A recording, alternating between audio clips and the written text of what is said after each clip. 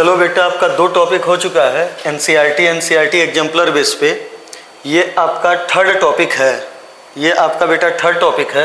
और टॉपिक का नाम देखिए आपका केमिकल बॉन्डिंग और मॉलिक्यूलर स्ट्रक्चर, और आप जानते हो कि ये इम्पॉर्टेंट टॉपिक है। तो चलिए अब इसमें शुरू किया जाए क्वेश्चन वाइज। देखो आप पहला क्वेश्चन और आराम से पढ़िए। फर्स्ट क्वेश्चन क्या है, कैसे है। Isostructural species are those Isostructural species are those which have the same shape and hybridization among the given species.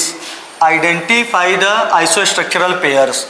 Examiner कह रहा है कि हमने 4 ऑप्शन में 2 कंपाउंड का पेयर दिया हुआ है और आपको पहचानना है कि उसमें कौन आइसोस्ट्रक्चरल होगा। और देखिए साफ साफ इन्होंने लिखा हुआ है कि आइसोस्ट्रक्चरल का मतलब होता है जिनका शेप और जिनका हाइब्रिडाइजेशन क्या हो, सेम। अगर किसी भी 2 मॉलिक्यूल का शेप और हाइब्रिडाइजेशन सेम तो दोनों आपस में क्या होंगे, आइसोस्ट्रक्चरल। आइए बेटा चेक करें पहला ऑप्शन। बोरॉन 3 बॉन्ड बनाया, 0 लोन पेयर, जबकि नाइट्रोजन 3 बॉन्ड बनाएगा तो 1 लोन पेयर होगा, तो दोनों आपस में आइसोस्ट्रक्चरल नहीं होंगे। अगले ऑप्शन पे मूव कीजिए। तो ये देखो आंसर जो है वो आपका सेकेंड है। कैसे आपको पहचानना है, BF4 माइनस, एक ये है और दूसरा जो है वो है NH4 माइनस। बेटा तरीका बहुत सारे होते हैं, लेकिन क्वेश्चन को सॉल्व करने के लिए तुरंत अप्रोच देखिए। ये देखिए माइनस को सेंट्रल एटम पे मानिए, तो जब बेटा आप बोरॉन के ऊपर कार्बन मानोगे तो बोरॉन का 1 इलेक्ट्रॉन बढ़ा, ये पीरियोडिक टेबल में आगे गया, तो बोरॉन इक्विवेलेंट हुआ कार्बन के, तो ये हुआ CH4 कह लो या CF4, कुछ भी आपका हो। और ये देखो नाइट्रोजन पे प्लस है, तो ये बेटा पीरियोडिक टेबल में 1 प्लेस पीछे आया, तो ये इक्विवेलेंट हुआ कार्बन के, तो ये क्या हुआ CH4। मतलब ये भी CH4, ये भी CH4, ये भी टेट्राहेड्रल, ये भी टेट्राहेड्रल, ये भी sp3, ये भी sp3। तो आंसर क्या हो गया आपका सेकेंड। नेक्स्ट क्वेश्चन पे मूव कीजिए। क्वेश्चन देखिए आपका अगला, polarity in a molecule and hence the dipole moment depends primarily on electronegativity of constituent atom and shape of molecule. Which of the following has highest dipole moment? Examiner कह रहा है कि किसी भी कंपाउंड की जो डाइपोल मोमेंट होगी वो बेटा उस कंपाउंड के शेप पे और इलेक्ट्रोनेगेटिविटी डिफरेंस पे डिपेंड करेगी। अब एग्जामिनर पूछ रहा है कि इन कंपाउंड में से किसकी डाइपोल मोमेंट सबसे ज्यादा होगी। देखिए बेटा कार्बन डाइऑक्साइड के केस में शेप जो होगा वो C double bond O, C double bond O। Oxygen की इलेक्ट्रोनेगेटिविटी ज्यादा, तो ऑक्सीजन का बेटा बॉन्ड मोमेंट इधर मूव किया, इधर ऑक्सीजन की इलेक्ट्रोनेगेटिविटी ज्यादा, बॉन्ड मोमेंट इधर आया। बेटा आपकी जो डाइपोल होती है वो वेक्टर क्वांटिटी होती है। ये देखिए दोनों वेक्टर की magnitude same direction opposite, net क्या हो जाएगा 0, तो यहाँ पे म्यू की वैल्यू क्या होगी 0। HI में देखिए आप क्या है, तो HI में ये H हुआ, ये I हुआ। वाटर का डायग्राम आप देखिए तो O होगा, H होगा, H होगा। यहाँ पे डाइपोल की डायरेक्शन ये, यहाँ पे डाइपोल की डायरेक्शन ये, और लोन पेयर मोमेंट की डायरेक्शन ये, और इन दोनों की बेटा डायरेक्शन ये। और SO2 में देखो S double bond O double bond O, और ये लोन पेयर, तो बेटा लोन पेयर का मोमेंट इधर होगा और इनका जो बॉन्ड मोमेंट होगा वो फाइनली नीचे की ओर होगा। तो ये देखो HI में 1 है, वाटर में 2 डाइपोल, मतलब 2 बॉन्ड का मोमेंट और 2 लोन पेयर, 1 लोन पेयर का मोमेंट, ये फाइनली एक दूसरे को देखिए डायग्राम ऐड कर रहे हैं। यहाँ पे देखो एक दूसरे को बेटा सब्ट्रैक्ट कर रहे हैं, तो ये देखो इसका कम होगा, इसका ज्यादा होगा। ऑक्सीजन की इलेक्ट्रोनेगेटिविटी ज्यादा, आयोडीन की इलेक्ट्रोनेगेटिविटी कम, तो बेटा इसकी डाइपोल मोमेंट कम और इसकी डाइपोल मोमेंट ज्यादा, तो आंसर कौन सा जाएगा, वाटर। नेक्स्ट क्वेश्चन पे मूव कीजिए। क्वेश्चन नंबर आपका थर्ड, देखिए इसमें क्या है, कैसे है। The type of hybrid orbital of nitrogen in NO2 plus nitrate and ammonium ion respectively यार। तो एक चीज देखिए, तरीका बता रहे हैं, ढंग से सुनते चलिएगा। NO2 प्लस के बारे में या इसकी हाइब्रिडाइजेशन निकालनी है तो सबसे पहले इस मॉलिक्यूल में टोटल बेटा बैलेंस इलेक्ट्रॉन काउंट करो।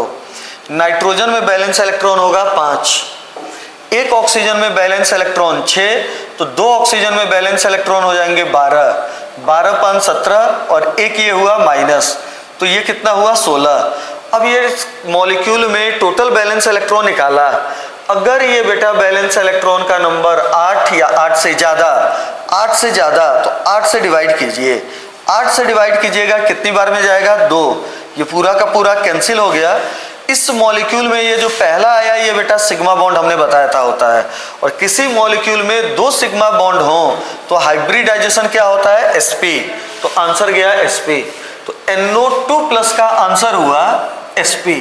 अब आइए अगले में अमोनियम नाइट्रेट आयन में देखिए, तो नाइट्रेट में देखो नाइट्रोजन 5, एक ऑक्सीजन में 6, 3 में होंगे 18 और एक बेटा माइनस वाला, तो 8 5 23 और एक ये 24, ये आपका हुआ। ढंग से देखो नाइट्रेट ये आपका हुआ, नाइट्रोजन में बैलेंस इलेक्ट्रॉन 5, एक ऑक्सीजन में होता है 6, 3 में हो गए 18 और एक माइनस, तो ये बेटा माइनस है तो ये एक बढ़ा, ये आपका हुआ 18 और एक 19, 19 और 5 24।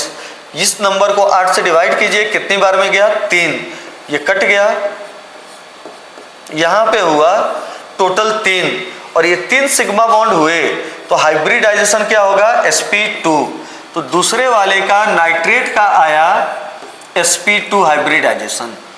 क्लियर हुआ। अब अगला देखिए आप अमोनियम आयन, तो अमोनियम आयन में यही तरीका अपनाओ, तो ये देखो NH4 प्लस, नाइट्रोजन का बेटा एटॉमिक नंबर हुआ 5 या सॉरी बैलेंस इलेक्ट्रॉन 5, एक हाइड्रोजन का 1, 4 हाइड्रोजन का 4, एक ये ऊपर -1, तो ये टोटल हुए 8, 8 को कितने से डिवाइड कर दो 2, तो ये देखो अगर ये टोटल बैलेंस इलेक्ट्रॉन का नंबर 8 से ज़्यादा तो 8 से डिवाइड करो, और 8 या 8 से कम तो कितने से डिवाइड करो 2, 2 से डिवाइड किए तो 4 बार में गया, ये कटा पूरा, 4 बेटा सिग्मा बॉन्ड हुए, और जब 4 सिग्मा बॉन्ड हो तो हाइब्रिडाइजेशन क्या होता है sp3, तो इसमें आंसर आया sp3, तो एक हुआ sp, एक हुआ sp2 और एक क्या हुआ sp3। आंसर देखिए कौन सा गया सेकंड। मूव कीजिए अगले क्वेश्चन पे आप, क्वेश्चन नंबर आपका फोर्थ में देखिए क्या है, पढ़िए क्वेश्चन को। कह रहा है कि hydrogen bonds are formed in many compound, water, HF, ammonia. फिर एग्जामिनर कह रहा है कि the boiling point of such compound depends on larger extent on the strength of hydrogen bond and the number of hydrogen bond, the correct decreasing order of melting point. अब ढंग से सुनिएगा इस क्वेश्चन को, H2O है, HF है, आपका ammonia है, ये तीनों के तीनों कोवैलेंट हैं, और कोवैलेंट कंपाउंड की बेटा जो बॉइलिंग पॉइंट होती है वो डायरेक्टली प्रोपोर्शनल होती है मॉलिक्यूलर वेट। जितना ज़्यादा मॉलिक्यूलर वेट होगा उतना ज़्यादा बेटा वंडर वाल फोर्स काम करेगा, और जितना ज़्यादा वंडर वाल फोर्स काम करेगा बॉइलिंग पॉइंट उतनी ज़्यादा। अब इसमें देखिए क्या है, वाटर जो होता है ये 4 हाइड्रोजन बॉन्ड बनाता है, HF 2 हाइड्रोजन बॉन्ड बनाता है, और अमोनिया कितने बनाता है 1, तो 4 वाटर एक साथ एग्रीगेट होते हैं। इसमें बेटा 2 एक साथ एग्रीगेट होते हैं, ये ये 3 एग्रीगेट होंगे, ये 2 एग्रीगेट होंगे, तो इसका मास सबसे ज्यादा, उससे कम इसका मास, सबसे कम इसका मास, तो सबसे ज्यादा बेटा जो मास होगा वो वाटर का होगा, उससे कम HF का होगा हाइड्रोजन बॉन्डिंग के कारण, और सबसे कम मॉलिक्यूलर वेट किसका डेवलप होगा अमोनिया। मतलब सबसे ज्यादा बॉइलिंग पॉइंट होगी वाटर, फिर HF, फिर अमोनिया। आंसर ये आपका जाएगा, तो आंसर जाएगा वाटर, HF, अमोनिया। अगला ये मूव कीजिए आप क्वेश्चन नंबर 4 के बाद क्वेश्चन नंबर 5 देखिए क्या है। 5th क्वेश्चन में आपका क्या पूछ रहा है कि in phosphate ion the formal charge on the oxygen atom of phosphorus oxygen bond. देखिए बेटा तरीका, ये फॉस्फेट आयन है और पूछ रहा है फॉर्मल चार्ज। ढंग से समझिए फॉर्मल चार्ज क्या होता है। किसी भी मॉलिक्यूल में सिंगल एटम पे जो चार्ज डेवलप हो उस चार्ज का नाम क्या होगा, फॉर्मल चार्ज। तो ये देखो फॉस्फेट है और फॉस्फेट का बेटा स्ट्रक्चर आपका होगा PO4-3 का। ये सेंट्रल एटम फॉस्फोरस होगा, 3 ऑक्सीजन नेगेटिव चार्ज होंगे, 3 ऑक्सीजन नेगेटिव चार्ज होंगे, 1 ऑक्सीजन जो होगा वो बेटा आपका डबल बॉन्ड O वाला होगा।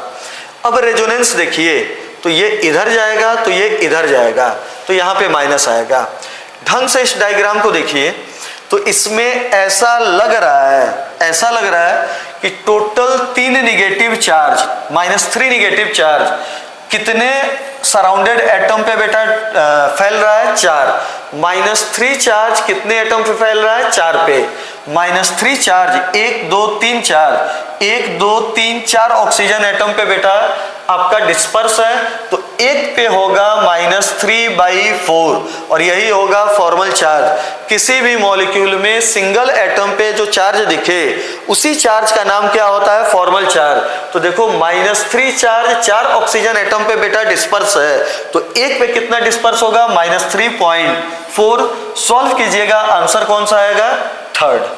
नेक्स्ट पे मूव कीजिए, क्वेश्चन नंबर आपका 6th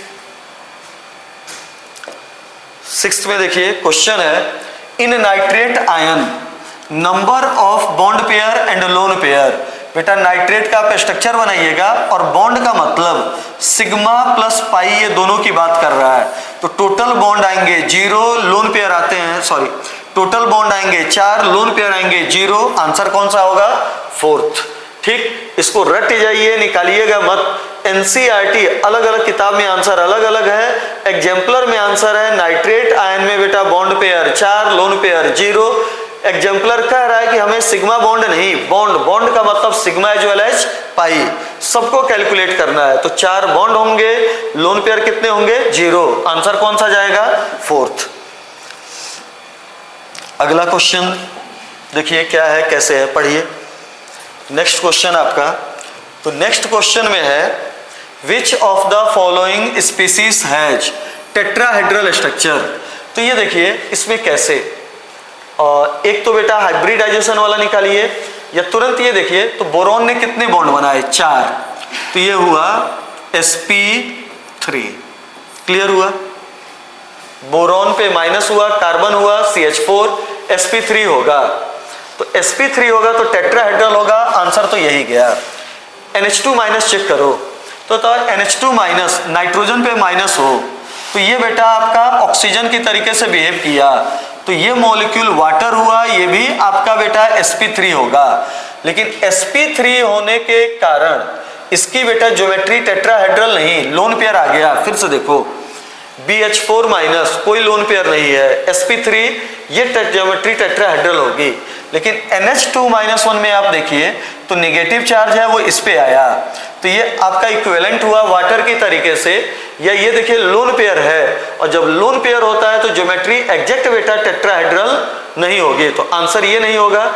ऐसे ही सबका आप देखिएगा, ये देखो O पे प्लस आया तो ये कंपाउंड इक्विवेलेंट हुआ अमोनिया, और अमोनिया की जो ज्योमेट्री होती है वो भी एग्जैक्ट टेट्राहेड्रल नहीं होगी, ऐसे ही इसकी भी नहीं होगी, तो आंसर कौन सा गया, 1st।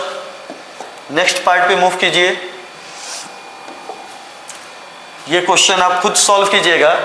एग्जाम्पलर का क्वेश्चन है, नंबर ऑफ सिग्मा और पाई बॉन्ड क्या होगा, कैसे होगा। अगला क्वेश्चन देखिए, कह रहा है, which molecule ion out of the following does not contain unpaired electron. तो ये देखिए ये सारे बेटा मॉलिक्यूल है, और थोड़ा सा मॉलिक्यूलर ऑर्बिटल थ्योरी आप देखिए, तो मॉलिक्यूलर ऑर्बिटल थ्योरी के अकॉर्डिंग हमने बताया होगा कि ऐसे मॉलिक्यूल जिसमें बेटा 10 से लेकर 20 तक इलेक्ट्रॉन हो, 10 से लेके कहां तक इलेक्ट्रॉन हो, 20, 10 से लेके 20 तक इलेक्ट्रॉन हो। मॉलिक्यूलर ऑर्बिटल थ्योरी के अकॉर्डिंग इलेक्ट्रॉन का नंबर 10 से लेके कहां तक हो, 20। अब इसमें जितने भी इवन नंबर वाले हैं उनमें अनपेयर्ड इलेक्ट्रॉन अब्सेंट होगा, अनपेयर्ड इलेक्ट्रॉन अब्सेंट होगा, एक्सेप्ट अनपेयर्ड इलेक्ट्रॉन अब्सेंट होगा एक्सेप्ट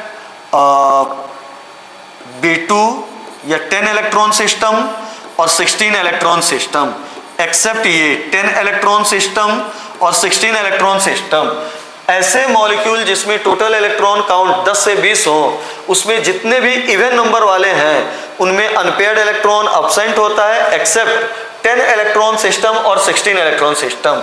और जितने भी ऑड वाले होते हैं उनमें बेटा अनपेयर्ड इलेक्ट्रॉन जो होगा वो आपका प्रेजेंट होगा, अनपेयर्ड इलेक्ट्रॉन प्रेजेंट होगा। तो अब देखिए एग्जामिनर क्या पूछ रहा है कि which molecule ion out of the following does not contain unpaired electron.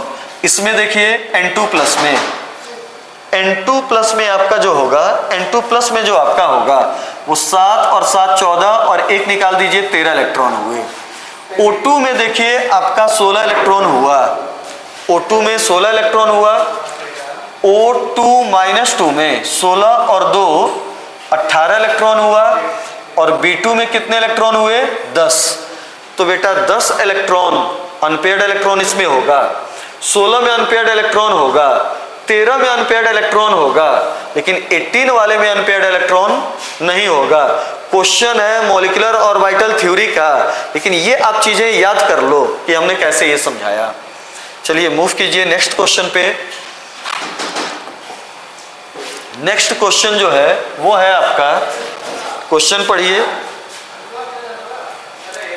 Question है आपका कि in which of the following molecule, in which of the following molecule ion all the bonds are not equal. ढंग से देखना, पूछ रहा है कि इन दिए हुए में से किस मॉलिक्यूल में सारे बॉन्ड इक्वल नहीं होंगे।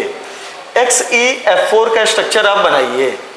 तो बेटा XeF4 जो होगा ये आपका जीनोन 4 बॉन्ड बनाया, और जब जीनोन 4 बॉन्ड बनाएगा तो लोन पेयर कितने होंगे 2। ये होगा स्क्वायर प्लेनर, और स्क्वायर प्लेनर में सारे बॉन्ड क्या होंगे सेम, तो इसमें बॉन्ड सेम होंगे। BF4 माइनस ये आपका हुआ टेट्राहेड्रल, सारे बॉन्ड सेम होंगे। SiF4 इक्विवेलेंट स्ट्रक्चर होता है, सारे बॉन्ड सेम होंगे। लेकिन C2H4 में देखो तो बेटा C2H4 में कार्बन कार्बन के बीच में डबल बॉन्ड होगा और ये हाइड्रोजन होगा। कार्बन हाइड्रोजन बॉन्ड अलग टाइप का होगा, कार्बन कार्बन बॉन्ड अलग टाइप का होगा, तो सारे बॉन्ड बेटा इक्वल नहीं होंगे। तो आंसर कौन सा जाएगा 3rd। Next question, question number 11th। तो नेक्स्ट क्वेश्चन पे मूव कीजिए। क्वेश्चन नंबर है आपका 11th है। देखिए इसमें क्या है, in which of the following substance will hydrogen bond be strongest. Option देखिए HCl, वाटर, HI, H2S। जितना ज्यादा इलेक्ट्रोनेगेटिविटी का डिफरेंस होगा, डाइपोल मोमेंट म्यू उतनी ज्यादा होगी, बॉन्ड उतना ज्यादा पोलर होगा। जिस मॉलिक्यूल में, अच्छा ये हाइड्रोजन बॉन्ड का है, सेम वहां पे जितना ज्यादा इलेक्ट्रोनेगेटिविटी डिफरेंस होगा, हाइड्रोजन बॉन्ड की स्ट्रेंथ उतनी ज्यादा होगी। जितना ज्यादा इलेक्ट्रोनेगेटिविटी का डिफरेंस, हाइड्रोजन बॉन्ड की बॉन्ड स्ट्रेंथ उतनी ज्यादा। ऑक्सीजन हाइड्रोजन की इलेक्ट्रोनेगेटिविटी का डिफरेंस ज्यादा, तो हाइड्रोजन बॉन्ड की बॉन्ड स्ट्रेंथ इन चारों ऑप्शन में सबसे क्या होगी ज्यादा। तो आंसर कौन जाएगा वाटर। नेक्स्ट क्वेश्चन पे मूव कीजिए। आपका क्वेश्चन नंबर है 12th। देखिए क्या है, कैसे है, कह रहा है in the electronic configuration of element 1s2, 2s2, 2p6, 3s2, 3p6, 3d2 और 4s2, the 4 electron involve in chemical bond formation. Examiner कह रहा है कि एक ये एटम है और उसका बेटा इन्होंने इलेक्ट्रॉनिक कॉन्फ़िगरेशन दे रखा है और फिर पूछ रहे हैं कि बेटा कौन सा इलेक्ट्रॉन 4 बॉन्ड फॉर्मेशन में पार्टिसिपेट करेगा। तो वही बार बार हम बताते हैं कि वही इलेक्ट्रॉन बॉन्ड फॉर्मेशन में पार्टिसिपेट करता है जो बाहरी सेल में होता है। और यहाँ पे देखो 4 बाहरी सेल का इलेक्ट्रॉन कौन कौन हुआ, 3d2 4s2। तो आंसर देखिए किसमें है 3d2 4s2, फोर्थ ऑप्शन। तो ये आपका जो आंसर होगा बेटा वो फोर्थ होगा। नेक्स्ट क्वेश्चन पे मूव कीजिए, क्वेश्चन नंबर 13। देखो क्या है, सिंपल क्वेश्चन है, क्वेश्चन अपने आप सॉल्व कीजिए। अगला क्वेश्चन आइए,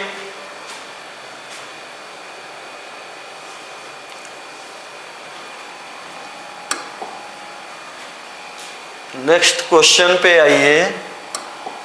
ये बेटा क्वेश्चन नंबर आपको बाद में करा दिया जाएगा। इसमें क्वेश्चन नंबर में आपका बेटा कुछ मैटर छूट गया है।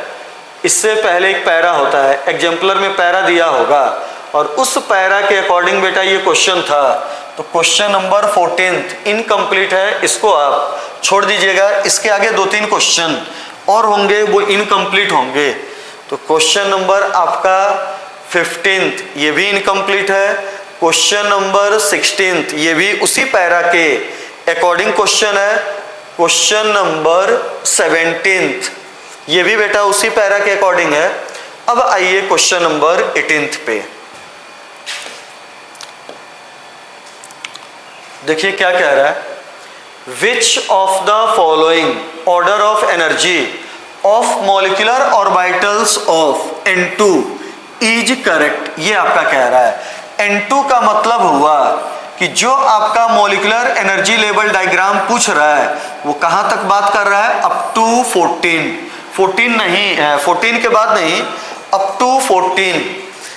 टू 14 बेटा ये बात हो रही है। ये बात जो कर रहा है वो अप टू कहां तक कर रहा है, 14। N2 के बारे में बात कर रहा है अप टू 14। तो ये देखिए अप टू 14 में क्या होता है कि सबसे कम एनर्जी होता है सिग्मा 1s, उससे ज्यादा होगा सिग्मा स्टार 1s, फिर होता है सिग्मा 2s, उससे ज्यादा सिग्मा स्टार 2s, फिर उससे ज्यादा होता है अगर इंटर न्यूक्लियर एक्सिस Z है, या बाय डिफॉल्ट एनसीईआरटी क्या कहती है कि इंटर न्यूक्लियर एक्सिस Z है, तो इससे ज्यादा होगा पाई 2p x, पाई 2p x 14 तक में, 14 तक है तो 14 तक में आपका पाई 2px और पाई 2py ये बराबर होंगे, डीजेनरेट ऑर्बिटल होंगे। इसके बाद होगा पाई स्टार नहीं, इसके बाद आपका जो होगा, इसके बाद जो होगा वो हुआ सिग्मा 2p z, फिर इसके बाद हुआ पाई स्टार 2p x और इसकी पाई स्टार 2py, इन दोनों की बराबर। और सबसे ज्यादा किसकी होगी, सिग्मा स्टार 2pz, इसकी एनर्जी होगी। तो अब ये मैच करिए किसमें आंसर है। और देखो इन्होंने बेटा सेकंड ऑर्बिटल से शुरू किया है, तो 1 हटा दो, s वाला हटा दीजिए, तो यहाँ पे पाई 2px, पाई 2px और पाई 2py ये बेटा बराबर है। पाई 2px और पाई 2py का क्या है, बराबर।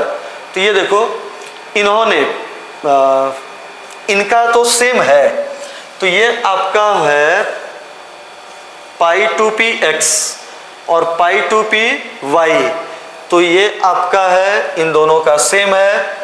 ये है गलत, ये पाई 2py, फिर ये सिग्मा, इसमें देखो पाई 2py उससे ज़्यादा पाई 2pz और सबसे ज़्यादा ये गलत है। फिर इसके बाद आइए, ये सिग्मा है, फिर ये देखिए पाई 2py ज़्यादा और सिग्मा 2pz कम, पाई 2py उससे ज़्यादा, सिग्मा 2pz है ना, और सिग्मा 2pz देखिए ज़्यादा किससे है, पाई स्टार 2px और पाई स्टार 2py। तो आंसर कौन सा जाएगा बेटा आपका, थर्ड। तो ये ढंग से देखिएगा, क्वेश्चन सिंपल था लेकिन थोड़ा सा इन्होंने बेटा इधर उधर ऑप्शन सेट किया हुआ है, कुछ नहीं था क्वेश्चन में। नेक्स्ट मूव कीजिए, क्वेश्चन नंबर 19। देखिए क्या है, in which of the following statement, which of the following statement not correct from the point, from the view point of molecular orbital theory. Examiner कह रहा है कि मॉलिक्यूलर ऑर्बिटल थ्योरी के according इनमें से बेटा पहले इसको टिक करो, कौन सी बात सही नहीं है। कह रहा है कि beryllium 2 is not a stable molecule. Beryllium में एक में 4 इलेक्ट्रॉन, तो 2 में कितने इलेक्ट्रॉन, 8, और 8 इलेक्ट्रॉन सिस्टम का बॉन्ड ऑर्डर 0 होता है, बेरिलियम 2 एग्जिस्ट नहीं करेगा, ये बात सही है। ठीक। Helium 2 is not a stable but helium 2+, ये देखिए हीलियम हो गया हाइड्रोजन हीलियम, तो 2 दूना 4, तो ये 4 इलेक्ट्रॉन सिस्टम हुआ, ये नहीं होगा। लेकिन He2+ जो होगा तो ये भी बेटा बात सही है मॉलिक्यूलर ऑर्बिटल थ्योरी के अकॉर्डिंग। अब अगला देखिए क्या है आपका, bond strength of N2 is maximum among homonuclear diatomic molecule belonging to second period. सही है। ये देखो नाइट्रोजन कुछ नहीं कहा है तो आपको मानना है नाइट्रोजन नाइट्रोजन के बीच में कैसा बॉन्ड है, ट्रिपल बॉन्ड, और नाइट्रोजन नाइट्रोजन के बीच में ट्रिपल बॉन्ड सेकेंड पीरियड में जितने भी एलिमेंट होते हैं उनमें नाइट्रोजन नाइट्रोजन के बीच में जो ट्रिपल बॉन्ड की बॉन्ड डिसोसिएशन एनर्जी होगी वो सबसे ज्यादा होगी। अगर ये सिंगल बॉन्ड कहता तो आंसर अलग होता, लेकिन यहाँ पे कुछ नहीं कहा है तो नाइट्रोजन नाइट्रोजन के बीच में आपको ट्रिपल बॉन्ड मानना है, और सेकेंड पीरियड में जितने भी एलिमेंट होंगे उनमें नाइट्रोजन नाइट्रोजन के बीच में जो ट्रिपल बॉन्ड की बॉन्ड डिसोसिएशन एनर्जी होगी वो मैक्सिमम होगी। तो जब बेटा 3 ऑप्शन आपका ये जो बात कह रहा है वो सही है, तो ये जो बात कह रहा है वो गलत है, और ये जो बात कह रहा है वो गलत है, मतलब यही आंसर क्या है, सही है। ठीक। अगले क्वेश्चन पे मूव कीजिए, क्वेश्चन नंबर 20।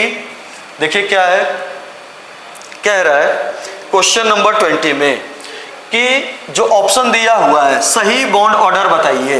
तो देखो हमने लिख दिया, एक है O2-1, एक हो गया O2 और एक हो गया O2+1। O2 8 दूना 16 और 1 17, टोटल इलेक्ट्रॉन 16, और ये हुआ 8 दूना 16 और 1 15। आपको हमने तरीका बताया होगा, उस तरीके को फॉलो कीजिए और तुरंत बॉन्ड ऑर्डर लिखिए। तो O2 का बॉन्ड ऑर्डर होगा 2, O2+1 15 14 के जस्ट बाद है तो बॉन्ड ऑर्डर होगा 2.5, और O2-1 17 16 के बाद है तो बॉन्ड ऑर्डर कितना होगा 1.5। तो सबसे ज्यादा बॉन्ड ऑर्डर होगा O2+, उसके बाद होगा O2, और सबसे कम किसका होगा O2-1। O2+1 O2 O2-1, answer कौन सा गया, सेकेंड। तो जो 20 होगा इसका आंसर कौन सा है, सेकेंड। मूव कीजिए बेटा, फटाफट क्वेश्चन करते चलिए। नेक्स्ट क्वेश्चन पे आप आइए। तो क्वेश्चन नंबर, अब देखिए, electronic configuration of outermost shell of most electronegative atom is, most electronegative atom fluorine. Fluorine का एटॉमिक नंबर 9 का electronic configuration 1s2 2s2 2p5। बाहरी सेल का इलेक्ट्रॉनिक कन्फिगुरेशन पूछ रहा है तो आंसर क्या होगा 2s2 2p5। आंसर कौन सा गया, फर्स्ट। मूव कीजिए बेटा नेक्स्ट क्वेश्चन पे, क्वेश्चन नंबर 22। तो 22 पे आप आइए और देखिए कि क्या है, कैसे है। Among the following elements whose electronic configuration are given below, the one having the highest ionization enthalpy। तो ये तो हाईएस्ट आयोनाइजेशन इंथैल्पी पूछ रहा है। ठीक, लिख दीजिए हीलियम नियॉन 10, 2 12 और 1 13। 13 मतलब ये हुआ एल्यूमिनियम। फिर ये आपका हुआ 10, 2 12 और 3 15, और 15 का मतलब हुआ फॉस्फोरस। 10, 2 12 और 2 14, 14 का मतलब हुआ सिलिकॉन। यहाँ पे देखिए हीलियम नियोन आर्गन 18, 10 28, 2 30 और 3 23, 23 का मतलब हुआ स्कैंडियम, टाइटेनियम, वैनेडियम। तो ये हुआ वैनेडियम। अब चलिए बेटा देखा जाए तो देखो ये नीचे का एलिमेंट है, इसकी आयोनाइजेशन एनर्जी कम होगी, हमें इन तीनों के बारे में सोचना है।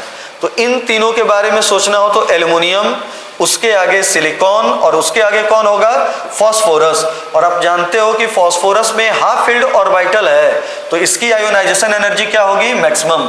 आंसर कौन सा होगा, सेकंड। मूव कीजिए नेक्स्ट क्वेश्चन पे, क्वेश्चन नंबर 23।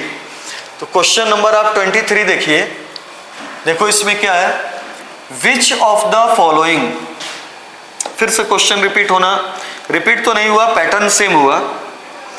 क्वेश्चन कह रहा है कि विच of the following have identical bond order, Cn-1, carbon हुआ 6, नाइट्रोजन हुआ 7 और एक ये माइनस, तो ये हुआ बेटा 14। आइडेंटिकल बॉन्ड ऑर्डर पूछ रहा है। NO+1, तो NO+1 में आप चेक करो तो ये N और ये N, ये भी बेटा 14 इलेक्ट्रॉन सिस्टम। O2-1 देखिए, तो O2-1 में होगा 8 दूना 16 और 1 17, और इसमें कितना होगा 18। तो ये दोनों आइसो इलेक्ट्रॉनिक, तो इन दोनों के bond order same. Multiple answer है, एक है पहला और एक है दूसरा, तो Cn-1 और NO+1 का बॉन्ड ऑर्डर क्या होगा, सेम होगा। मूव कीजिए बेटा अगले क्वेश्चन पे, क्वेश्चन नंबर 24 पढ़िए क्या है, कैसे है।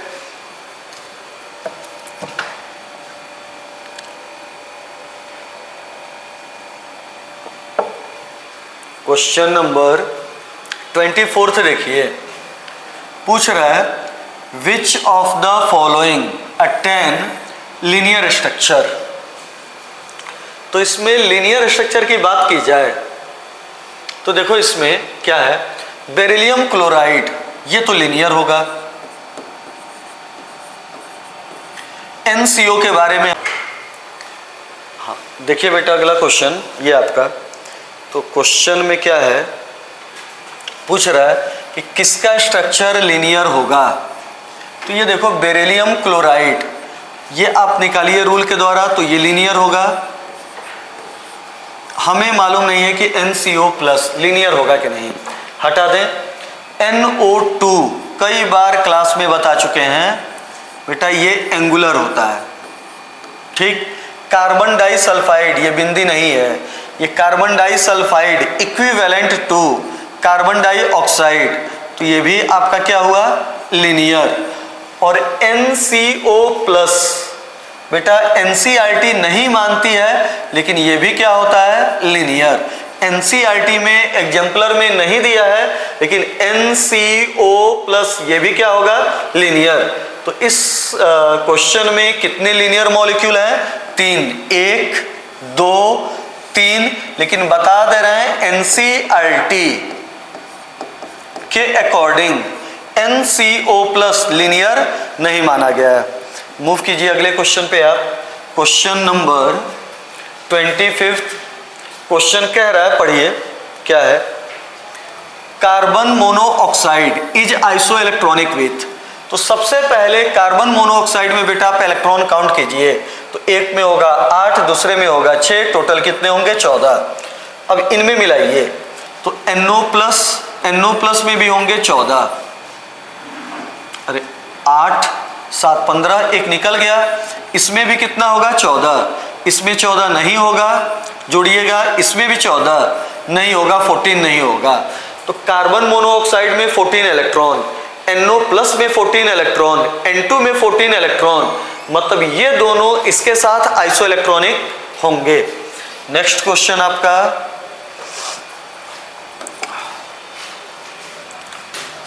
लैंग्वेज पढ़िए क्या है, which of the following species have same shape, मतलब आइसो स्ट्रक्चरल शेप सेम होना चाहिए। लिखा जाए बेटा शेप, कार्बन डाइऑक्साइड का शेप लीनियर होता है। ठीक, कार्बन टेट्राक्लोराइड जो होगा ये आपका हुआ टेट्राहेड्रल। टेट्राहेड्रल ओजोन एंगुलर होगा, एंगुलर होगा। और NO2-1 ये भी क्या होगा, एंगुलर। तो क्वेश्चन नंबर 26 में ओजोन एंगुलर हुआ, नाइट्राइट आयन एंगुलर हुआ, मतलब इन दोनों का शेप क्या हुआ, सेम। इसका मतलब हुआ कि ओजोन और नाइट्राइट एक दूसरे के क्या होंगे, आइसो स्ट्रक्चरल। मूव कीजिए अगले क्वेश्चन पे आप। क्वेश्चन नंबर 27 देखिए क्या है। Question number 27, which of the following statements are correct about carbonate ion. Carbonate ion के बारे में कौन सा स्टेटमेंट आपका बेटा सही है और कौन सा स्टेटमेंट आपका गलत है। देखिए इसमें कह रहा है कि hybridisation of central atom is sp3। देखो कार्बोनेट कई तरीका होता है हाइब्रिडाइजेशन। अगर कार्बोनेट का स्ट्रक्चर बनाओ तो इसमें टोटल बेटा सिग्मा बॉन्ड होंगे 3, lone pair 0, total electron pair 3। आपका हाइब्रिडाइजेशन होगा sp2। मतलब पहला वाला जो है ये गलत है और पूछ रहा है करेक्ट स्टेटमेंट। अब देखिए कार्बोनेट का स्ट्रक्चर ये होगा C double bond O minus, ये आपका होगा। तो इसमें देखिए रेजोनेंस है, ये इधर गया और ये इधर आया। तो देखिए इसमें दे रहा है it's resonance structure has 1 carbon oxygen single bond and 2 carbon oxygen double bond. बेटा गलत, जब रेजोनेंस है तो सारे बॉन्ड क्या होंगे, सेम। तो सेकेंड वाला भी आपका गलत है। अगला चेक कीजिए, the formal average formal charge on each oxygen atom is 0.76 unit. Check करिए, ये बताओ दो निगेटिव चार्ज कितने ऑक्सीजन पे फैल रहा है, 3। तो एक पे होगा -2.3 और इसको सॉल्व करो तो माइनस में कितना आएगा 0.67। तो आंसर जो है वो थर्ड जाएगा। फोर्थ वाला चेक कीजिए, all carbon oxygen bond lengths are equal, ये भी सही है रेजोनेंस के कारण। तो 27 ये भी एग्जाम्पलर का क्वेश्चन है, मल्टीपल ऑप्शन सही है। एक आंसर है थर्ड, एक है फोर्थ। फॉर्मल चार्ज हुआ इतना और रेजोनेंस के कारण सारे कार्बन ऑक्सीजन बॉन्ड लेंथ क्या होंगी, सेम। मूव कीजिए अगले क्वेश्चन पे।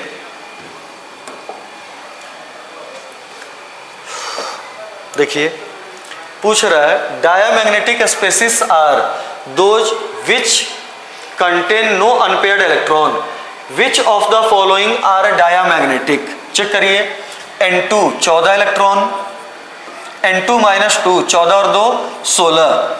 O2 हुआ तो O2 बेटा जो हुआ ये 16 हुआ, O2-2 ये कितना हुआ 18। तो ये देखो 16 भले इवन नंबर हो लेकिन हमने बताया था कि इनमें अनपेयर्ड इलेक्ट्रॉन होता है, ये पैरा होता है। लेकिन 14 इवन नंबर डाया हुआ, 18 इवन नंबर हुआ, ये भी क्या हुआ डाया। और डायामैग्नेटिक के बारे में बात कर रहा है तो आंसर एक बेटा होगा फर्स्ट और एक आंसर क्या होगा फोर्थ।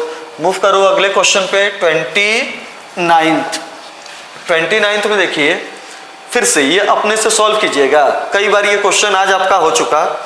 क्वेश्चन नंबर नेक्स्ट 30 में देखिए क्या दे रहा है, पढ़िए। तो आपका क्वेश्चन है which of the following statement are not correct.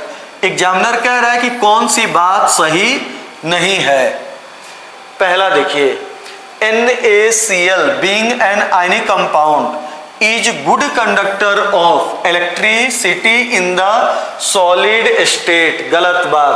NaCl heat electricity का अच्छा कंडक्टर होगा या तो मोल्टन फॉर्म में या फ्यूज फॉर्म में या एक्वस फॉर्म में, सॉलिड फॉर्म में नहीं होगा। ये स्टेटमेंट गलत है और वही पूछ रहा है, मतलब ये एक आंसर हुआ।